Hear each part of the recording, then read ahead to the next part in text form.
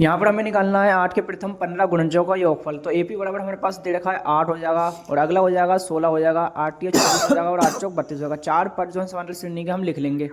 तो प्रथम पद जो हमारे पास क्या होने वाला है, तो प्रथम पद हमारे पास हो जाएगा 8। तो प्रथम पद तो हमारे पास 8 होने वाला, तो यहाँ पे लिख लेंगे प्रथम पद बराबर 8।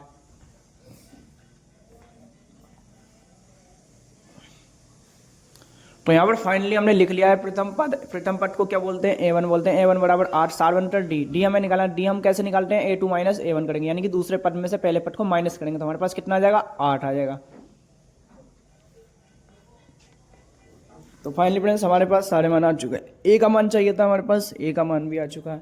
डी का मान चाहिए था, डी का मान भी आ चुका है। और फाइनली जो हमारे पास एन का मान दे रखा, वो कितना दे रखा, 15 पदों का योगफल निकालना, तो एन का मान हमारे पास 15 आ चुका है। एस एन का फार्मूला क्या होता है, n/2 into 2a plus n-1 into D. तो ये हमारा एस एन का फार्मूला होता है, समांतर श्रेणी के पदों का योग का फार्मूला। एन बराबर 15 है हमारे पास, एन बराबर 15 रख देंगे, और डी का जो मान है वो भी लास्ट में चल के रखेंगे 15/2, और ए का मान हमने 8 रख दिया। 15/2 2 की गुणा 8 से करेंगे 16 आएगा, और 15 में से एक जाएगा 14, डी हमारे पास बचने वाला है।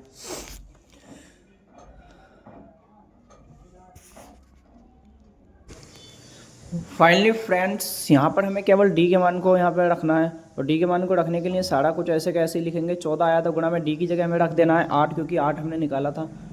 15/2 ऐसे कैसे, ये 16 प्लस 14 की गुणा अगर 8 से करते हैं 14 112 आना है, और 112 और 16 को अगर हम प्लस करते हैं तो हमारे पास 128 आ जाएगा। 2 से 128 64 बार में कट जाएगा। 15 की मल्टीप्लाई कर देंगे 64 से, तो 15 की अगर मल्टीप्लाई करते हैं 64 से तो हमारे पास कितना आने वाला है, और 15 की मल्टीप्लाई हम 64 से करेंगे तो हमारे पास आने वाला है 960।